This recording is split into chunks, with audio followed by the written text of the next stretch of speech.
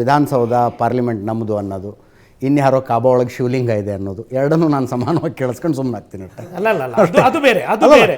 ಅದಕ್ಕೂ ಇದಕ್ಕೂ ನೀವು ಕಂಪೇರ್ ಮಾಡುವಂಗೆ ಕಂಪೇರ್ ಅಲ್ರಿ, ಅಂದ್ರೆ ನಗು ಬರ್ಬೇಕಷ್ಟೇ. ಅದನ್ನ ಹೇಳಿದ್ರೆ ಯಾಕೆ ನಗು ಏನು ಕಾಬಾದಲ್ಲಿ ಶಿವಲಿಂಗ ಇದೆ ಅಂತ ಹೇಳಿದ್ರೆ ಅದೇ ನಾನು ಹೇಳ್ತಾ ಇರೋದು. ಕಾಬಾದಲ್ಲಿ ಶಿವಲಿಂಗ ಇರೋಕೆ ಸಾಧ್ಯತೆ ಏನು? ಹಂಗೆ ವಿಧಾನಸೌಧ ವಕ್ಫ್ ಬೋರ್ಡ್ ಆಗಿರೋಕೆ ಸಾಧ್ಯತೆ ಏನು? ನಮ್ಮಲ್ಲಿ ದಾಖಲೆ ಇದೆ, ತೋರ್ಸಂಗಿದೆ. ಪಬ್ಲಿಕ್ ಡೊಮೇನ್ ಕೊಡಿ, ಅಲ್ಲೇ give it to public domain.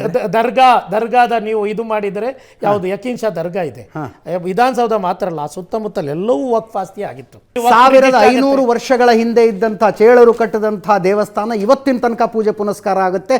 ಅದು ಮತ್ತು ಅದರ ಸುತ್ತಲಿನ 7 ಹಳ್ಳಿಗಳನ್ನು ವಕ್ಫ್ ಬೋರ್ಡ್ ತಂದು ಅನ್ನತ್ರಿ. ಅದು ಹೆಂಗೆ ಸಾಧ್ಯ? ಅದು ಯಾರು ಹೇಳಿದ್ದು?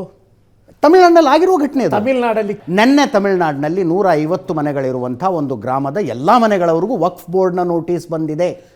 ವಕ್ಫ್ ಬೋರ್ಡ್ನ ನೋಟಿಸ್ ಬಂದಿದೆ. ವಕ್ಫ್ ಬೋರ್ಡಿನ CO ಅಧಿಕಾರಿ ಇರ್ತಾರೆ, IAS ಆಫೀಸರ್ ಇರ್ತಾರೆ.